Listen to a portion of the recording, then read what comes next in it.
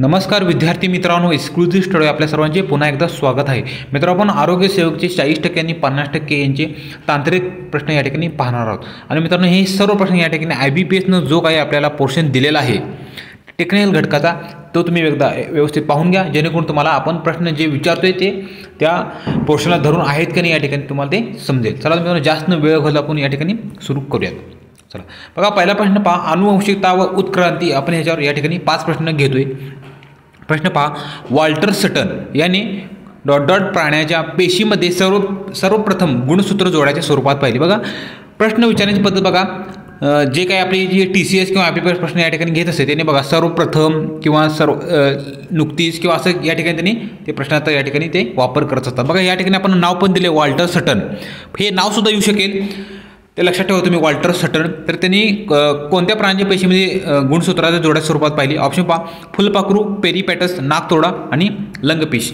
तर ह्याचं उत्तर या ठिकाणी सांगता येईल आपल्याला ऑप्शन क्रमांक 3 नाकतोडा. नाकतोडा या प्राण्याच्या संदर्भात वॉल्टर सटन यांनी सर्वप्रथम गुणसूत्राच्या जोड्याच्या स्वरूपात पाहिलेली आहेत, हे तुम्ही या ठिकाणी लक्षात ठेवा. आता पेरिपॅटिस काय, तर पेरिपॅटिस काय, हा ॲनिलिंडा व संधिपाद म्हणजे काय ऑर्थोपोडा या संघाला, या दोन संघाला जोडणारा दुवा म्हणून ओळखला जातो. पेरिपॅटिस काय या ठिकाणी लक्षात ठेवा, हे येऊ शकेल. ॲनिलिंडा आणि ऑर्थोपोडा हे दोन संघ आहेत, त्या संघाला जोडणारा या ठिकाणी पेरिपॅटस हा प्राणी आपल्याला या ठिकाणी सांगता येईल. मग लंगफिश काय, तर लंगफिश बघा, लंगफिश हा एक प्रकारचा मत्स्य प्राणी आहे, तुम्हाला माहिती आहे. पण लंगफिश हा काय करतो, तर सर्व मासे या ठिकाणी सर्व मासे या ठिकाणी कल्ल्याच्याद्वारे या ठिकाणी श्वसन करत असतात. पण हा लंगफिश मात्र हा या ठिकाणी फुफ्फुस या घटकामार्फत या ठिकाणी तो श्वसन करतो. त्यामुळे मित्रांनो, ह्याचा हा वेगळेपण या ठिकाणी ह्या लंगफिशच्या या ठिकाणी सांगता येईल. म्हणून मित्रांनो, प्रश्न असे या ठिकाणी येऊ शकेल, वेगळा कुठला ओळखा वगैरे असं या ठिकाणी तुमच्या ते लक्षात आलं पाहिजे. चला पुढे बघा, खालीपैकी कोणता दातांचा प्रकार अवशेषांग म्हणून ओळखला जातो. बघा, अवशेषांग मानवाच्या शरीरात भरपूर आहेत. जे काही बघा मानवाच्या शरीरात असले म्हणजे काय, सजीवांमधील ऱ्हास पावलेले किंवा आपल्या शरीरात अपूर्ण वाढ झालेले पण सध्या ते उपयोगात नसणारे म्हणजेच काय निरुपयोगी असणाऱ्या जे इंद्रियांना या ठिकाणी त्याला अवशेषांगे म्हणतात. बघा, व्याख्या वगैरे याची शक्यता कमी आहेत, पण खालीपैकी कोणकोणती अवशेषांगे आहेत ते मित्रांनो या ठिकाणी ते येऊ शकेल. तर बघा, मानवाला निरुपयोगी असणारे कुठले सांगता येईल आपल्याला, तर आंत्रपुच्छ आहे, त्याचप्रमाणे आपल्या कानांची स्नायू आहे, त्याचप्रमाणे माकड हाड आहे, अंगावरील केससुद्धा सांगता येईल. त्याचप्रमाणे या ठिकाणी हे जो उत्तर आहे अक्कलदाड पण मित्रांनो या ठिकाणी अवशेषांगाचा उपयोग आपल्याला या ठिकाणी सांगता येईल. बघा, ऑप्शन पण आपण या ठिकाणी सिमिलर दिलेले आहेत. अक्कलदाड, पटाशी दात, सुळे दात, उपदाड. बघा, ज्याचा अभ्यास कमी आहे किंवा एकदाच ज्यानं वाचलेला आहे, एकदाच रिडिंग केला आहे, त्याला मित्रांनो तो कन्फ्यूज होणार. कारण बघा, ऑप्शन सिमिलर देणार 100% मित्रांनो. IBPS ऑप्शन देताना या ठिकाणी 5 ऑप्शन देणार आहे, पण आपण या ठिकाणी 4 ऑप्शन घेतोय. ऑप्शन सिमिलर दिले की या ठिकाणी तुमचं कन्फ्युजन होईल, म्हणून तुमचा अभ्यास व्यवस्थित असला पाहिजे. अक्कलदाड, जी मागास नाव सांगितली, माकड हाड, अंगावरील केस, आंत्रपुच्छ, कानांची स्नायू, या ठिकाणी हे सर्व मित्रांनो या ठिकाणी अवशेषांगामध्ये मोडले जातात. चला पुढचा प्रश्न बघा, प्राण्यांमध्ये असणारा रवंथ करण्यासाठी उपयुक्त असा कोणता अवयव असतो जो मानवामध्ये अवशेषांगाच्या स्वरूपात आहे. बघा, म्हणजे व्यवस्थित तुम्ही वाचा हा प्रश्न. बघा, प्राण्यांमध्ये जो काही आता सध्या रवंथ करण्यासाठी उपयुक्त आहे पण मानवाच्या मध्ये अवशेषांगा स्वरूपात, म्हणजे मानवामध्ये पूर्वी होता. प्राचीन काळचा मानव बघा, आपले प्राचीन काळचे मानव काय झाडपाला वगैरे जे कच्चे मांस वगैरे ते खात होते, म्हणून तो त्या ठिकाणी त्याला तो घटक त्यावेळेला तो त्या ठिकाणी ॲक्टिव्ह होता. पण आता सुद्धा हा इनॲक्टिव्ह स्वरूपात आहे. तर तो कोणता, तर बघा ह्याचं उत्तर सांगता येईल आपल्याला. तर ह्याचं उत्तर आहे ऑप्शन क्रमांक 2 आंत्रपुच्छ. या ठिकाणी हा मानवामध्ये सध्या इनॲक्टिव्ह आहे, पण प्राण्यांमध्ये मात्र हा रवंथ करण्यासाठी हा ॲक्टिव्ह घटक म्हणून या ठिकाणी याला वापर केला जातो. चला पुढचा प्रश्न पहा, आपल्या शरीरात माकड हाड असते, हा उत्क्रांतीचा कोणता पुरावा आहे. बघा, माकड हाड असते सर्वांना माहीत आहे, पण कोणता पुरावा आहे या ठिकाणी. भ्रूणविज्ञानविषयक पुरावा आहे का, पुराजीव विषयक आहे, अवशेषांगाविषयक आहे आणि शरीरशास्त्रीय या ठिकाणी आहे. बघा, ऑप्शन पण आपण या ठिकाणी थोडंफार सिमिलर घेतलेलं आहे, पण तुम्हाला माकड हाड हे अवशेषांगे आहेत हे तुम्हाला माहिती आहे, म्हणून याचं उत्तर सांगता येईल आपल्याला ऑप्शन क्रमांक 3 बरोबर आहे. चला बघा, आपल्या मित्रांनो एकदा व्हिडिओ लाईक करा, शेअर करा. तुम्हाला जर आरोग्य सेवकाचे जर अजून प्रश्न पाहिजे असतील तर मित्रांनो तुम्ही आमचे YouTube चॅनलवर या ठिकाणी ते पाहू शकता. जवळपास 100+ व्हिडिओ मित्रांनो, 100+ व्हिडिओ या ठिकाणी आपल्या YouTube चॅनलवर या ठिकाणी आपण बनवून ठेवलेले आहेत. काही विद्यार्थी मित्र जे डेली पाहतात किंवा ज्यांनी पाहिलेले आहेत, पण जे विद्यार्थी नवीनच आहेत त्यांना आरोग्य सेवकाची तयारी करायची. आता बघा, बऱ्याच एक्झाम झालेल्या आहेत, आता राहिली ती फक्त आपली आरोग्य सेवकाची या ठिकाणी आणि याची परीक्षा राहिलेली आहे. त्यामुळे मित्रांनो तुम्ही या ठिकाणी तुम्हाला पोस्ट मिळण्याच्या ठिकाणी स्कोप आहे. पुढचा प्रश्न पहा, सुमारे 50,000 वर्षापूर्वी कोणता मानव अस्तित्वात आला? बघा हा आपण स्टेट बोर्डामध्ये या ठिकाणी प्रश्न घेतलेला आहे. क्रोमॅनॉन मानव, लिॲँडरथल मानव, ऑस्ट्रेलोपिथिकस मानव आणि ट्रायोपिथिकस मानव. बघा हे जर मित्रांनो तुम्हाला एक्झॅक्टली उत्तर माहिती पाहिजे तर 50,000 वर्षापूर्वी मित्रांनो क्रोमॅनॉन मानव या ठिकाणी अस्तित्वात आला. असं विचारतील, क्रोमॅनॉन मानव या ठिकाणी खालीपैकी कोणत्या म्हणजे किती वर्षापूर्वी अस्तित्वात आला असं देतील ऑप्शन. 50,000, 30,000, 50,000, 1,00,000 वर्षापूर्वी. तर मित्रांनो तुमचं रीडिंग पण व्यवस्थित असलं पाहिजे. प्रश्न फिरून सुद्धा आला तरी तुम्हाला उत्तर आलं पाहिजे. चला पुढे बघा, सजीवातील जीवन प्रक्रिया या ठिकाणी 5 प्रश्न. प्रश्न पहा, कोणत्याही पेशी विभाजनापूर्वी पेशी तिच्या केंद्रकामध्ये असलेल्या गुणसूत्रांची संख्या डॉट डॉट करते. काय करते? तिप्पट करते, निम्मी करते, दुप्पट करते, चौपट करते. तर बघा ह्याचं उत्तर सांगता येईल आपल्याला ऑप्शन क्रमांक 3 दुप्पट करते. पेशी विभाजनापूर्वी पेशी तिच्या केंद्रकामध्ये असलेल्या गुणसूत्रांची संख्या या ठिकाणी ती दुप्पट करते. हे विधान मित्रांनो बरोबर आहे. ऑप्शन क्रमांक 3 बरोबर आहे. चला पुढे, खालीलपैकी हे संप्रेरक मेदाम्लापासून तयार होत नाही. मेदाम्लापासून तयार होत नाही म्हणजे 3 होतात. बघा होत नाही विचारतोय आपण म्हणजे या ठिकाणी एक कुठलं तरी वेगळं असणार आहे आणि बाकीची मात्र 3 हे ऑप्शन या ठिकाणी सिमिलर आहेत. तर बघा कोणते? प्रोजेस्टेरॉन, इस्ट्रोजन, इन्सुलिन आणि टेस्टोस्टेरॉन. बघा ह्याचं उत्तर आपल्याला सांगता येईल आपल्याला ऑप्शन क्रमांक 3 इन्सुलिन हे या ठिकाणी मेदाम्लापासून ते तयार होत नाही. बाकीचे प्रोजेस्टेरॉन, इस्ट्रोजन, टेस्टोस्टेरॉन हे सर्व मित्रांनो या ठिकाणी मेदाम्लापासून तयार होतात. ऑप्शन क्रमांक 3 या ठिकाणी बरोबर सांगता येईल. पुढे, जीवनसत्व B2 हे रासायनिकदृष्ट्या काय असते म्हणजे रासायनिकदृष्ट्या त्याचं नाव काय असं आपल्याला या ठिकाणी विचारायचं आहे. बघा रायबोफ्लेविन, निकोटिनामाइड, सायनोकोबामाइड आणि पॅन्थॅथिक आम्ल. हे जे उत्तर मित्रांनो तुम्ही मला कमेंट बॉक्समध्ये द्यायचं आहे. बघा बऱ्याच वेळेला आपण रिपिटेशन केलेलं आहे. हे जे काय बाकीचे उपघटक आहेत त्याचंसुद्धा आपण बऱ्याच वेळा सांगितलं आहे. जीवनसत्व तुम्ही तुमच्या जुन्या पद्धतीनं अभ्यास केलेला आहे. जीवनसत्व जे रोग वगैरे त्याची उत्तरं मित्रांनो तुम्हाला या ठिकाणी आली पाहिजेत. 8व्या प्रश्नाचं उत्तर तुम्ही मला कमेंट बॉक्समध्ये द्यायचं आहे. चला पुढे, खालीपैकी कोणते जीवनसत्व हे जलद्रव्य आहे म्हणजे काय ते या ठिकाणी जलद्रव्यामध्ये विरघळते असं या ठिकाणी आपल्याला प्रश्न विचारायचा आहे. बघा ऑप्शन पहा, अ, ब, ड आणि क. तर कोणते जीवनसत्व हे जलद्रव्य आहे? तर काय सांगते आपल्याला ह्याचं पण तो सोपा आहे तुम्हाला माहीत आहे. तर ऑप्शन क्रमांक 2 ब जीवनसत्व हे जलद्रव्य आहे. पुढे पुढचा प्रश्न पहा, स्त्रीमध्ये घडून येणाऱ्या आंत्रचक्रात ऋतुचक्रात खालीलपैकी डॉट डॉट हे संप्रेरक सहभागी नसते. बघा ऑप्शन पहा, पुटिका ग्रंथी, ल्युटिनायझिंग, इन्सुलिन आणि इस्ट्रोजन. बघा हा पण प्रश्न या ठिकाणी थोडाफार महत्त्वाचा आहे. तर याचा उत्तर आहे मित्रांनो या ठिकाणी ऑप्शन क्रमांक 3 इन्सुलिनचा या ठिकाणी काही संदर्भ येत नाही. तर स्त्रियांमध्ये घडून येणारे जे ऋतुचक्र आहे त्याच्यामध्ये मित्रांनो पुटिका ग्रंथी, ल्युटिनायझिंग आणि इस्ट्रोजन हे 3 घटक या ठिकाणी महत्त्वाचे आहेत. आणि प्रोजेस्टेरॉन वगैरे तो घटक मित्रांनो टेस्टोस्टेरॉन वगैरे तो घटक पुरुषांच्या या ठिकाणी जनन इंद्रियामध्ये आढळणारा घटक आहे. शुक्राणूमध्ये प्रोटेस्ट ग्रंथी येतात, टेस्टोस्टेरॉन येतो. हे घटक आहे ते पुरुषाच्या संदर्भात आहे. हे तुम्ही लक्षात ठेवा. चल पुढे, प्रकाशाचे अपवर्तन याच्या मित्रांनो 5 प्रश्न. बघा हा घटक थोडाफार तुम्हाला जास्त मेहनत घ्यायची गरज आहे. प्रकाशाचे अपवर्तन कारण ह्याच्या मित्रांनो थोडंफार कन्फ्यूज होऊ शकतं, थोडंफार अवघड विचारू शकतात ते. तर मित्रांनो हा प्रकाशाचे अपवर्तन ह्याच्यावर तुम्ही जास्त मेहनत घ्या. बघा प्रकाश किरण तिरकस मार्गाने हवेतून जाताना कोणाकडे झुकतो? बघा प्रकाश किरण तिरकस मार्गाने हवेतून जाताना कोणाकडे झुकतो असं त्याला म्हणायचं आहे. स्तंभिकेकडे झुकतो, स्तंभिकेपासून दूर जातो, प्रकाशाच्या चालीपेक्षा जास्त असतो आणि चालीपेक्षा या ठिकाणी कमी असतो. तर काय याचं उत्तर? तर कोणाकडे झुकतो? तर स्तंभिकेकडे जो या ठिकाणी आपल्याला दिसून येतो. हे जो उत्तर आहे ऑप्शन क्रमांक 1 बरोबर आहे. पुढे, फ्यूज क्वार्ट्सचे निरपेक्ष अपवर्तनांक किती आहे? बघा हे तुम्हाला पाठच पाहिजे. फ्यूज क्वार्ट्स आता मी आता हे काय घेतलं असं तुम्हाला वाटलं असेल असं कसं येईल. पण बघा आपण बऱ्याच वेळेला जो सर्वात कमी आहे, जो पाणी आहे, सर्वात जास्त बर्फ आहे, हे सर्व विचारून झालेलं आहे. पण आपली एक्झाम शिफ्ट वाईज चालत असल्यामुळे एक्झामिनरला जर त्याच्यातच प्रश्न विचार असेल तर मित्रांनो हा प्रश्न तो कुठल्याही शिफ्टला येऊ शकेल. कारण पाणी बर्फ जर विचारून झालं तर राहतं काय, मग हेच असलं राहतं. त्यामुळे तो चार्ट मित्रांनो तुम्ही तो व्यवस्थित करा. पाठीमागच्या 1-2 व्हिडिओ आपण तो चार्ट पण दिलेला आहे, तो तुम्ही या ठिकाणी ते पाहू शकता. तर याचं काय उत्तर? ऑप्शन क्रमांक 3. ज्याला हे पाठ आहे ना ते समजेल. याचं उत्तर आहे 1.47 हा अपवर्तनांक आहे. कशाचा? तर फ्यूज क्वार्टर्स. पुढे, प्रकाशाची काचेमधील चाल पाण्यामधील कशापेक्षा कमी असते? चालीपेक्षा, प्रकाशापेक्षा, बेन्झीपेक्षा आणि यापैकी नाही. तर याचं उत्तर ऑप्शन क्रमांक 1 चालीपेक्षा. प्रकाशाची काचेमधील चाल ही पाण्यामधील चालीपेक्षा या ठिकाणी कमी असते. पुढे, खालीपैकी वेगळा घटक ओळखा, म्हणजे ऑड मॅन आउट आपल्याला या ठिकाणी बाजूला काढायचं आहे. परावर्तन, उदासीकरण, अपवर्तन आणि अपस्करण. तर हे काय आहे उत्तर सोपंच आहे. ऑप्शन क्रमांक 2 उदासीकरण. तर मित्रांनो हे घटक बाजूला काढता येईल. बाकीचे काही परावर्तन आहे, अपवर्तन आहे, अपस्करण आहे, या ठिकाणी ते प्रकाशाच्या संदर्भात या ठिकाणी आपल्याला घटक सांगता येतात. म्हणून असं तुम्हाला ऑड मॅन आउट बाजूला काढता आला पाहिजे.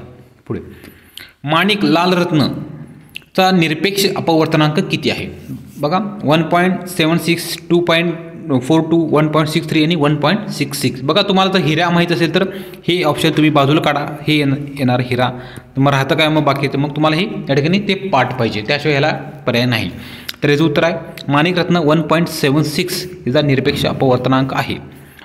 पुढे आपत्ती व्यवस्थापन या ठिकाणी 5 प्रश्न. बघा ह्या घटकाकडे तुमचं दुर्लक्ष होते. मला माहिती आहे पर्यावरण, आपत्ती व्यवस्थापन, स्पेस मिशन ह्याच्याकडे तुमचं दुर्लक्ष आहे. कारण तुम्हाला काय वाटतंय ते सोपं येईल असं पर्यावरण वगैरे असंच मी सोडू शकतो. बघा MPSC जी एक्झाम झाली आपली आताच गट कशी पर्यावरणाचे या ठिकाणी थोडंफार त्यांनी अवघड प्रश्न विचारले होते, त्यामुळे विद्यार्थी मित्रांनी त्याला हलक्यात घेतलं. पण काही जणांचे या ठिकाणी मार्क कटलेले आहेत, त्यामुळे तुम्ही ह्या घटकाकडे दुर्लक्ष करू नका. प्रश्न पहा, राष्ट्रीय आपत्ती दलाची स्थापना कोणत्या कायद्यानुसार झाली? बघा कायदे असं काहीतरी आलं ना आपल्याला सगळं सेम वाटायला लागतं, त्यामुळे एक्झॅक्टली काय ते आपल्याला आठवत नाही. त्यामुळे मित्रांनो ह्याचं हे कायदे वगैरे जे महत्त्वाचे आहे ना ते तुम्हाला या ठिकाणी ॲज इट इज या ठिकाणी पाठ पाहिजे. तर काय, तर राष्ट्रीय आपत्ती दलाची स्थापना या ठिकाणी आपत्ती व्यवस्थापन कायदा 2005. बघा मी या ठिकाणी टाकलं आपत्ती व्यवस्थापन कायदा, पण मी टाकलंच नसतं तर तुम्हाला समजलं नसतं. 1972, 2005, 1980 असं टाकलं असं तुम्हाला ते समज नसतं. त्यामुळे मित्रांनो तुम्ही अभ्यास करताना व्यवस्थित करा. पुढे कोणत्या अवस्थेत आपत्ती ओसरल्यानंतर आपत्ती निवारण अथवा पुनर्वसनाचे काम चालू होते? बघा आपत्तीचे हे विचारले कोणती अवस्था संपल्यानंतर ओसरल्यानंतर. बघा फॅक्च्युअल डेटा संदर्भात प्रश्न आहे. तुमचं लॉजिक किती तुम्ही या ठिकाणी कामाला येते हेच IBPSला पाहायचं आहे. IBPSचे सर्व प्रश्न मित्रांनो या ठिकाणी ते लॉजिक आणि कन्सेप्च्युअल बेस्ड आपल्याला या ठिकाणी पाहायला मिळणार आहेत. बघा तर काय अंतिम, संक्रमण, स्थित्यंतर आणि कोणत्याही. बघा हे कोणत्याही तर बाजूलाच काढून टाका तुम्ही लगेच. तर कोणत्याही अवस्थेत नाही येत नाही. अंतिम अवस्थेत तर येणार नाही. अंतिम म्हणजे काय सगळं शेवट झाल्यावर जाऊन काय उपयोग नाही, त्यामुळे ते तर येणार नाही. तर संक्रमण आणि स्थित्यंतर येणार नाही, कारण स्थित्यंतर म्हणजे काय स्थिर झाल्यावर. संक्रमण म्हणजे जे आपत्ती त्यावेळी जे चालू असतं म्हणजे कोणत्याही ठिकाणी बघा पूर आला वगैरे थोडं उसरू लागला म्हणजे संक्रमण व्हायला लागलं त्याचं, तर त्याच्या अवस्थेत या ठिकाणी ते पुनर्वसनाचं या ठिकाणी काम चालू असतं. ऑप्शन क्रमांक 2 या ठिकाणी बरोबर आहे. असं मित्रांनो तुमचं ते लॉजिक तुम्हाला त्या ठिकाणी तुम्हाला कामे आले पाहिजे, तर तुम्हाला या ठिकाणी मार्क पडतील.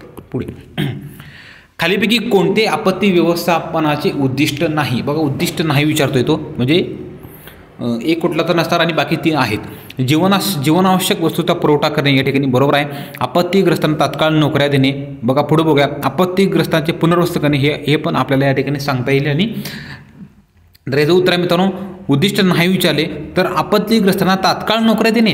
तुम्हाला थोडं तर म्हणजे थोडं लॉजिक लावा. ह्यांना तात्पुरते लगेच नोकऱ्या देणं गरज आहे का? लगेच तात्काळ दिले. बघा ह्याच्यावर तुम्ही जोर द्या. तात्काळ ह्या शब्दामुळे मित्रांनो हे हे स्टेटमेंट या ठिकाणी हे चुकते. नोकऱ्या देणं बरोबर आहे, पण तात्काळ नोकऱ्या देणं हे मित्रांनो काय म्हणजे आपल्या ते संदर्भाला धरून नाही. त्यामुळे मित्रांनो ह्याचं उत्तर आहे ऑप्शन क्रमांक 2 बरोबर आहे. काही जणांना यापैकी मारलं असतं तर ते मित्रांनो चूक आहे, पण व्यवस्थित वाचत जावा. तात्काळ लिहिलेला आहे, गडबडीत आपण काय करतो हा बघा नोकऱ्या दिले म्हणजे पॉझिटिव्ह आहे, पॉझिटिव्ह स्टेटमेंट आहे, त्यामुळे लगेच बरोबर करत जातो. तर तसं नाही ते, पण तात्काळ या शब्दामुळे मित्रांनो हे थोडंफार या ठिकाणी स्टेटमेंट या ठिकाणी चुकलं जातं. पुढे अणुभट्टीमध्ये स्फोट झाल्यास मानवी सजीव सृष्टीवर ... चा धोका वाढतो. बघा कोणता धोका वाढतो? कार्बन डायऑक्साईडचा, किरणोत्सारीच्या गळतीचा, बाहेर पडणाऱ्या उष्ण वाफेचा आणि बाहेर पडणाऱ्या दूषित वायूंचा. तर काय आहे उत्तर? ऑप्शन क्रमांक 2 सांगता येईल आपल्याला. किरणोत्साराच्या गळतीचा या ठिकाणी आपल्याला धोका वाढतो, हे तुम्हाला समजलं पाहिजे. ऑप्शन क्रमांक 2 हे बरोबर आहे. एखादी आपत्ती घडल्यास तात्काळ शोध आणि बचाव कार्य हाती घेणे हा कोणता काळ आहे? ऑप्शन पहा आपत्तीपूर्वीचा, आणीबाणीची अवस्था, संक्रमण अवस्था आणि पुनर्निर्माण अवस्था. बघा प्रश्न पुन्हा एकदा वाचू आपण. एखादी आपत्ती घडल्यास तात्काळ शोध आणि बचाव कार्य हाती घेणे. बघा इथून दोर जा तुम्ही व्यवस्थित वाचा. तात्काळ शोध आणि बचाव कार्य हाती घेणे हा कोणता काळ आहे? आपत्तीपूर्वीचा आहे का? नाही. आणीबाणीच्या अवस्थेचा आहे का? ना. तर बघा ह्याचं उत्तर हे सापडलेलं आहे. आणीबाणीची अवस्था ही. तात्काळ शोध आणि बचाव कार्य ही या ठिकाणी आणीबाणीची अवस्था आपल्याला या ठिकाणी सांगता येईल. बघा आरोग्यावर या ठिकाणी 5 प्रश्न, जेणेकरून ते तुम्ही जुन्या पद्धतीने अभ्यास केला आहे त्याचे हे 5 प्रश्न आपण या ठिकाणी घेतलेले आहेत. लाळेमध्ये कोणते विकर असते? एन्झाइम कोणतं असतं लाळेमध्ये? तर ऑप्शन पहा ट्रिप्सिन, अमायलेज, लायपेज आणि टायलिन. तर मित्रांनो लाळेमध्ये या ठिकाणी आपल्याला टायलिन या ठिकाणी आपल्याला पाहायला मिळतं. लाळेमध्ये कोणती विक्रिया असते तर टायलिन. पुढे शरीरातील कोणत्या भागातील पेशीमध्ये लँगरहन्सची द्विशे हा भाग असतो? लँगरहन्सची द्विशे तर जठर, यकृत, आतडे आणि स्वादुपिंड. तर याचं उत्तर आपल्याला ऑप्शन क्रमांक 4 सांगता येईल. स्वादुपिंडामध्ये आपल्याला लँगरहन्सची द्विशे या ठिकाणी पाहायला मिळतो. पुढे यकृताच्या पेशींनी रक्तातील कोणता द्रव शोषून न घेतल्यास तो शरीरभर पसरतो, म्हणून कावीळ हा रोग होतो. बघा यकृतामुळे कावीळ होतो सर्वांना माहितीच आहे, पण तो कोणता द्रव शोषून न घेतल्यास शरीरभर पसरतो. थोडाफार ॲडव्हान्स लेवलचा प्रश्न आपण या ठिकाणी घेतलेला आहे. हिपॅरिन, HGL, बिलरुबिन आणि पॅरोकेसिन. तर ह्याचं उत्तर आहे ऑप्शन क्रमांक 30 बिलरुबिन. यकृतामध्ये असणारा बिलरुबिन या घटकाने द्रव्य शोषून न घेतल्यास तो शरीरावर पसरतो, म्हणून कावीळ हा रोग होतो. बघा कावीळ हा रोग होतो यकृतामुळे माहितीच आहे, पण कोणता घटक तर बिलरुबिन नावाच्या घटकामुळे या ठिकाणी आपल्याला कावीळ हा रोग आपल्याला होतो. ऑप्शन क्रमांक 3 बरोबर आहे. पुढे 1 ग्राम कर्बोदकांपासून किती ऊर्जा प्राप्त होते? 9 कॅलरी, 4 कॅलरी, 12 कॅलरी, 17 कॅलरी. बघा 17 कॅलरी तुम्ही लगेच इलिमिनेट करून टाकतील, पण बघा 9, 4 आणि 12 थोडेफार कन्फ्यूज होणार. बघा 12 पण इलिमिनेट करू शकाल, तर राहतात काय 9 आणि 4. बघा 9 आणि 4 आठवणार काय? बघा स्निग्ध कर्बोदकांचा आहे का मेदामलाचा आहे का लगेच समजणार नाही तुम्हाला.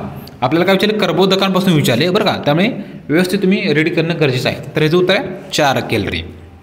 कर्बोदकांपासून 4 कॅलरी ऊर्जा प्राप्त होते.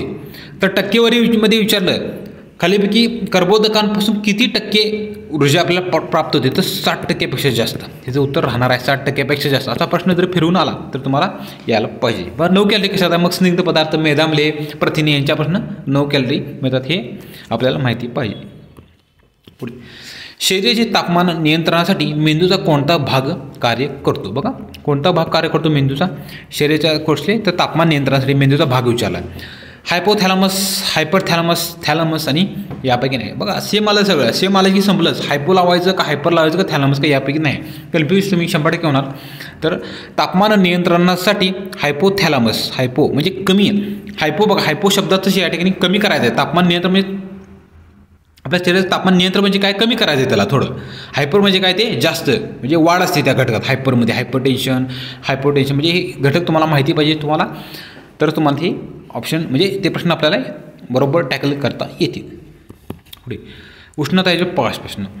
समान वस्तुमान असलेल्या वेगवेगळ्या पदार्थास समान उष्णता दिली असता त्याचे वाढणारे तापमान त्याच्या कोणत्या गुणधर्मामुळे समान नसते असे विचारले. समान नसते व्यवस्थित वाचा. बघा हे आपल्याला या ठिकाणी याच्यावर मी कारण द्या वगैरे असं या ठिकाणी याच्यामध्ये हा प्रश्न जाऊ शकतो. निरपेक्ष आर्द्रता, विशिष्ट उष्माधारकता, अप्रकट उष्मा आणि यापैकी नाही. तर काय आहे तर ऑप्शन क्रमांक 4 आपल्याला सांगता येईल यापैकी नाही. म्हणजे ही सर्व घटक आपल्याला या ठिकाणी आपल्याला सांगता येईल. समान वस्तुमानामुळे असलेल्या वेगवेगळ्या पदार्थास समान उष्णता दिली असता त्याचे वाढणारे तापमान हे समान असते. म्हणजे निरपेक्ष आर्द्रता, विशिष्ट उष्माधारकता आणि अप्रकट उष्मा हे या ठिकाणी बरोबर आहे. म्हणजे यापैकी नाही आपल्याला सांगता येईल. गटातील वेगळा घटक ओळखा. जूल, अर्ग, कॅलरी आणि न्यूटन. तर काय आहे उत्तर? बरं थोडं मित्रांनो ह्या 26व्या प्रश्नाबद्दल थोडंफार करेक्शन आहे. परत एकदा प्रश्न वाचू आपण. समान वस्तुमान असलेल्या वेगवेगळ्या पदार्थात समान उष्णता दिली असता त्याचे वाढणारे तापमान त्याच्या कोणत्या गुणधर्मामुळे समान नसते असे विचारले. कोणकोणते गुणधर्म नसते? तर ह्याचं उत्तर आहे मित्रांनो विशिष्ट उष्माधारकता. हे ऑप्शन क्रमांक 2 बरोबर आहे. मी चुकून मागाशी यापैकी नाही म्हटलं, तर विशिष्ट उष्माधारकता हे या ठिकाणी बरोबर या ठिकाणी उत्तर आहे. ऑप्शन क्रमांक 2 हे बरोबर आहे. गटातील वेगळा घटक ओळखा. जूल, अर्ग, कॅलरी आणि न्यूटन. तर ह्याचं उत्तर आहे न्यूटन हा वेगळा घटक आपल्याला या ठिकाणी सांगता येतो. पुढचा प्रश्न पहा. बर्फाच्या खड्याचे वस्तुमान 40 ग्रॅम असल्यास मिश्रणाचे जास्तीत जास्त किती होईल? बघा हा थोडाफार म्हणजे जे काही सूत्रात घालून करायचं असतं गणिताचा हा या ठिकाणी थोडाफार प्रश्न आपल्याला येईल. तर काय याचं उत्तर 19.4, 20, 22.6, 17.9 आणि 22.12. हा प्रश्न या ठिकाणी कॅन्सल करून टाका. हा प्रश्न आपण घेत नाही. पुढे जाऊया. वाफेचे वस्तुमान 50 ग्रॅम असल्यास किती बर्फ वितळेल? बघा हा पण फॅक्च्युअल डेटा संदर्भात प्रश्न आहे. हा येईलच काय सांगता येत थोडाफार या ठिकाणी ट्रिकी आहे. हा 40 ग्रॅम याचं उत्तर आहे. तर मी उत्तर सांगून देतो तुम्हाला. मी याचं उत्तर 40 ग्रॅम येतं. जास्त म्हणजे एवढं डिटेलमध्ये जाणार नाही ते, पण आपण एका दुसरा प्रश्न घेतला. पुढे हां बघा, हा असे प्रश्न येणार, कारण द्या वगैरे, जर तरचे असे या ठिकाणी आपल्याला प्रश्न पाहायला मिळू शकतात. बघा, जर वाफेचे रूपांतर पाण्यात होत असेल तर काय होईल? वाफेचे रूपांतर पाण्यात व्हायला लागले. बघा, उष्णता बाहेर टाकली जाते पण तापमान कमी होते. पुढे पहा, उष्णता ग्रहण केली जाते आणि तापमान स्थिर राहते. उष्णता बाहेर टाकली जाते आणि तापमान कमी होते. उष्णता ग्रहण केली जात नाही पण तापमान या ठिकाणी कमी होते. तर काय याचं उत्तर? बघा, हा प्रश्न तुम्हाला आला पाहिजे. तर याचं उत्तर आहे उष्णता बाहेर टाकली जाते पण तापमान कमी होते. हे बरोबर आहे. ऑप्शन क्रमांक 1 बरोबर आहे. उष्णता बाहेर टाकली जाते आणि तापमान कमी होते. ज्यावेळेला उष्णता ग्रहण केली जाते त्यावेळेला मात्र या ठिकाणी तापमान वाढत असतं. हे तुम्हाला लक्षात आणणं गरजेचं आहे. म्हणून या ठिकाणी ऑप्शन क्रमांक 1 बरोबर आहे. या ठिकाणी बघा, प्राण्यांचे वर्गीकरण याच्यावर या ठिकाणी 5 प्रश्न घेतलेले आहेत. प्रश्न पहा, पुढीलपैकी कोण असममितीत असिमेट्रिकल या प्रकारात मोडतात? जळू, पॅरामेशियम, बदक, चोचा आणि सॅलमेंडर. तर ह्याचं उत्तर आहे असममिती म्हणजे काय? असिमेट्रिकल. ह्याचं उत्तर आहे मित्रांनो पॅरामेशियम, युग्लिना, स्पायरोगारा वगैरे आहेत ना, हे सर्व या ठिकाणी असममितमध्ये या ठिकाणी प्रकारात मोडतात. ही नावं मित्रांनो या तुम्ही लक्षात ठेवा. प्राण्यांचे वर्गीकरण बघा, पाठीमागच्या व्हिडिओमध्ये मी आता चार्ट वगैरे करून दिला होता. आता इथं चार्ट दिला नाही, पुढच्या मात्र व्हिडिओमध्ये तो चार्ट वगैरे मी देईन, जेणेकरून तुम्हाला ते स्क्रीनशॉट काढून तुमच्या ते हमेशा जवळ राहता येईल. म्हणून ते तुम्ही रीड करायचं 1-2दा, त्यामुळे तुमच्या ते लक्षात राहील. पुढे, खालीपैकी कोणता प्राणी अरिसममितीत आहे? बेडूक, पायला, मासा आणि तारामासा. तर काय होतं? तर ऑप्शन क्रमांक 3 तारामासा, स्टारफिश आपल्याला सांगता येईल आपल्याला, तो अरिसममितीमध्ये आहे. पुढे, खालीलपैकी शीतरक्ती प्राणी कोणता आहे? बघा, शीतरक्ती प्राणी विचारले. शीतरक्ती प्राणी ऑप्शन पहा, कासव, पाल, साप आणि वरीलपैकी सर्व. तर काय होतं उत्तर? ऑप्शन क्रमांक 4 वरीलपैकी सर्व. कासव, पाल, साप हे मित्रांनो शीतरक्ती प्राणी आहेत. हे जो उत्तर वरीलपैकी सर्व आहे. बघा, उभयचर प्राणी विचारले आपल्याला. उष्णरक्ती असतात, शीतरक्ती असतात, वरीलपैकी दोन्ही आणि यापैकी नाही. तर बघा, सोपे प्रश्न आहेत. हा उभयचर प्राणी आपल्याला या ठिकाणी सांगता येईल आपल्याला. ऑप्शन क्रमांक 2 शीतरक्ती प्राणी असतात. तर याचं उत्तर बरोबर आहे. ऑप्शन क्रमांक 2 उभयचर प्राणी हे शीतरक्ती सांगता येतात. उभयचर प्राणी कोणते असतात? तर आपल्याला माहिती आहे, बेडूक आहे, सॅलमेंडर आहे, टोड आहे. हे मित्रांनो ही उभयचर ॲम्फिबियन या ठिकाणी या गटाती मोडली जातात. पुढे बघा, कोणत्या संघातील प्राण्यांना स्थानबद्ध प्राणी असे म्हणतात? पोरीफेरा संघ, ऑर्थोपोडा संघ, मोलुस्का संघ आणि सिलेंट्रेटा संघ. बघा, स्थानबद्ध प्राणी विचारले आपल्याला. व्यवस्थित वाचतो ऑप्शन. स्थानबद्ध प्राणी विचारले तर काय होतं? ऑप्शन क्रमांक 1 पोरीफेरा संघामध्ये प्राणी या ठिकाणी स्थानबद्ध प्राणी म्हणून ओळखले जातात. पुढे बघा, विद्युत धारेचे परिणाम याच्यावर मित्रांनो या ठिकाणी 5 प्रश्न. विद्युत वाहक तार स्थिर असेल व चुंबक फिरता असेल तर विद्युत वाहक तारेच्या सभोवताली चुंबकीय क्षेत्र काय होते? बदलते, स्थिर राहते, वाहक वाढत जाते आणि यापैकी नाही. तर काय उत्तर? या ठिकाणी बदलते. विद्युत वाहक तार स्थिर असेल व चुंबक फिरत असेल तर विद्युत वाहक तारेच्या सभोवताली चुंबकीय क्षेत्रामध्ये या ठिकाणी बदल होत जातो. त्यामध्ये बदलते असं पाहिजे होतं. ऑप्शन क्रमांक 1 बरोबर आहे. चुंबकीय प्रवर्तन, इलेक्ट्रोमॅग्नेटिक इंडक्शन या तत्वानुसार वाहक तारेच्या सभोवताचे चुंबकीय क्षेत्र बदलले तर विद्युत वाहक तारेत काय होतं? बघा, हे तुम्हाला प्रश्न थोडंफार अवघड वाटतील. बघा, तुम्ही कसं माहिती आहे का, तुम्ही हे केलेलं नाही आहे. विद्युत धारा वगैरे, प्रकाशाचे अपवर्तन, ते प्राण्यांचे वर्गीकरण हे तुमचं रेग्युलर म्हणजे आपण जो अभ्यास करत असतो त्याच्यामध्ये हे घटक आपण कायम स्किप करत आलेला आहे. त्यामुळे हे प्रश्न अवघड जातं आपल्याला. आपला एकदा व्हिडिओ लाईक करा, शेअर करा. तुम्ही प्रथमच पाहत असाल चॅनल मित्रांनो जरूर सबस्क्राईब करा आणि तुम्ही आमचे जुने व्हिडिओसुद्धा एकदा पाहून घ्या परीक्षेच्या अगोदर, जेणेकरून तुम्हाला फायदा होईल. 1-2 मार्कांचा तुम्हाला जास्तीत फायदा झाला तर तुम्ही या ठिकाणी मेरिटमध्ये असणार आहे. आणि मेरिट मित्रांनो हे 40 मार्काचे टेक्निकल घटक आहेत ना, हेच ठरवणार आहेत. बाकीच काय GS, मराठी, व्याकरण वगैरे हे सर्व मित्रांनो येते सगळ्यांनाच, पण हे जो टेक्निकल घटक आहे त्याच्यावर मित्रांनो जास्तीत जास्त मेरिट ठरणार आहे. तर काय याचं उत्तर आहे ऑप्शन क्रमांक 1 सांगता येईल.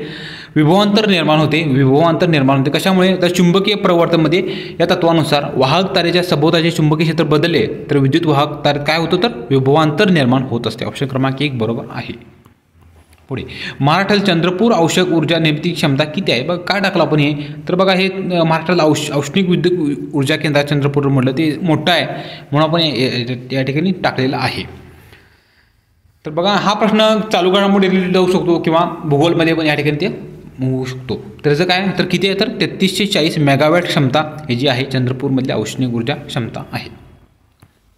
जगामध्ये विद्युत ऊर्जा निर्मितीसाठी किती टक्के कोळशाचा वापर केला जातो? 40, 70, 41 आणि 50. तर काय याचं उत्तर ऑप्शन क्रमांक 3 41% याचा उपयोग केला जातो, हे बरोबर आहे. बघा ह्याचं उत्तर आता काही जणांना वेगळं उत्तर वेगळं येऊ शकते जगामध्ये. तर बघा त्याला संदर्भ द्यायला पाहिजे कुठल्या कोणाच्या संदर्भानुसार असं बघा तो प्रश्न जर फ्रेम केला तर मित्रांनो तो स्पेसिफिकली तो डेटा त्यांचा डेटा तो बरोबर येईल. म्हणजे आता जगामधलं कोण तयार करतं, वर्ल्ड बँक देईल किंवा IMFनुसार बघा असं काही देऊ शकेल. तर त्यांच्यानुसार ते या ठिकाणी ते उत्तर यायला पाहिजे. पुढे अन्न वस्त्र निवारा याप्रमाणे आधुनिक संस्कृतीमध्ये खालीपैकी कोणती मानवाच्या प्राथमिक गरज बनली आहे? ऊर्जा, कम्प्युटर, मोबाईल आणि सोशल मीडिया. बघा तुम्हाला माहिती आहे याचं प्रश्नाचं उत्तर. तर काय तर ऊर्जा ही या ठिकाणी ह्याचं संस्कृतीमध्ये प्राथमिक गरज बनली आहे. बघा प्राथमिक गरज मोबाईल वगैरे करू नका. काय बघा हे आहेत काही कार्यकर्ते मोबाईल कम्प्युटर वगैरे काय दिलं. ऊर्जा घटक महत्त्वाचा आहे याच्यापेक्षा. हे असेल तर हे चालेल सगळं, म्हणून ऊर्जा ही या ठिकाणी बरोबर आहे. पुढे TCSने विचारले आपण या ठिकाणी 5 प्रश्न घेतोय. बघा खालीपैकी कोणते विधान बरोबर आहे असं ते म्हणते.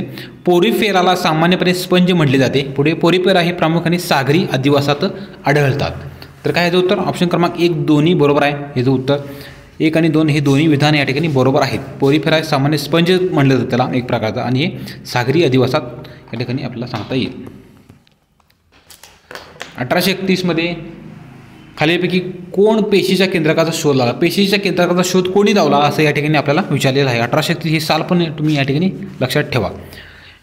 Johns पुरकिंजे, J. पुरकिंजे नाव आहे त्यांचं, रॉबर्ट हुक, लेव्हनहॉक आणि रॉबर्ट ब्राऊन. तर याचं उत्तर ऑप्शन क्रमांक 3 रॉबर्ट ब्राऊन यांनी या ठिकाणी पेशीच्या केंद्रकाचा शोध लावलेला आपल्याला आहे. पुढे बघा खालीपैकी कोणते जीवनाचे सर्वात लहान स्वरूप आहे? विषाणू, परजीवी, जीवाणू आणि बुरशी. तर याचं उत्तर पण तुम्हाला येतं आहे. तर सर्वात लहान स्वरूप म्हणजे जीवाणूच आपल्याला या ठिकाणी सांगता येईल. ऑप्शन क्रमांक 3 बरोबर आहे. रक्तातील ऑक्सिजनच्या कमतरतेला काय म्हटलं जातं? हृदयाअंतर्गत प्राणवायूजन्यता, नीलमयता, अतिरक्तमाम्लता आणि पांडुरोग. तर काय याचं उत्तर ऑप्शन क्रमांक 1 हृदयाअंतर्गत प्राणवायू न्यूनता. बघा कमतरतेला काय लिहिली बघा न्यूनता. थोडक्यात इथे त्यांनी हे केलेलं आहे, वाचताना व्यवस्थित वाचायचं. त्यामुळे आपल्याला माहीत नसल्यासुद्धा प्रश्नाचं उत्तर आपल्याला बरोबर टॅकल करता येतं. पुढे प्रकाश संश्लेषणादरम्यान प्रकाश ऊर्जेचे डॉटच्या स्वरूपात रासायनिक ऊर्जेमध्ये रूपांतर होते. तर कशामध्ये? NADP, ATP, ग्लुकोज आणि पिष्टमय पदार्थ. तर कशामध्ये? तर ग्लुकोजच्या संदर्भात ग्लुकोजच्या ऊर्जेचे रूपांतर रासायनिक ऊर्जेमध्ये होते. ऑप्शन क्रमांक 3 आपल्याला या ठिकाणी बरोबर सांगता येईल. पुढे चला बघा आपण या ठिकाणी टेक्निकल घटकाचे 40-45 प्रश्न या ठिकाणी पाहिले आहेत. 5 प्रश्न TCSने विचारले घेतलेले आहेत, जेणेकरून तुम्हाला तसे पण प्रश्न या ठिकाणी तुम्हाला सांगता आले पाहिजे. कारण IBPSने प्रश्न घेता येत नाही, कारण IBPS या ठिकाणी आपल्याला ॲन्सर की भेटत नाही. त्यामुळे TCSचे आपण या ठिकाणी ॲड केलेलं आहे. दोघांना थोडंफार सेमच राहतं, फक्त 5 ऑप्शन तिकडे आहेत. बाकीची लँग्वेज वगैरे दोघांची बऱ्यापैकी 90% सेम राहील. त्यात काय तुम्ही टेन्शन करू नका. फक्त तुमचा अभ्यास राहायला पाहिजे. तुम्ही आमचे जुने व्हिडिओ आवर्जून पहा, तुम्हाला फायदा होईलच मित्रांनो 100%. जे काही विद्यार्थी आपल्याबरोबर कायम आहेत पहिल्यापासून त्यांना मी जे बऱ्याच वेळा सांगत आलं आहे की अभ्यास कसं करायचं, तुम्ही कोणत्या संदर्भ वापरा, हे सर्व मित्रांनो मी त्याच वेळेला सांगत आलेलं आहे. आता बघा अभ्यास आपली एक्झामची डेट अजून नाही, पण 15 जानेवारीनंतर आपल्या एक्झामची डेट कधीही डिक्लेअर होऊ शकेल. त्यामुळे मित्रांनो मी आता जास्तीत जास्त आपल्याला महिनाभर पण मिळणार नाही आता. तर तुम्ही अभ्यास सातत्य ठेवून तुम्ही स्कोअर तुमचा 40 जे टेक्निकल घटकाचे नाही त्याच्यामध्ये मित्रांनो जवळपास 30-35 प्लस घेणे बरोबर आहे. चला तर मित्रांनो आपण तुम्ही आपला व्हिडिओ लाईक करा, शेअर करा आणि प्रथमच पाहण्याचं चॅनल जरूर सबस्क्राईब करा. मित्रांनो व्हिडिओ पाहिल्याबद्दल या ठिकाणी थँक्यू सो मच.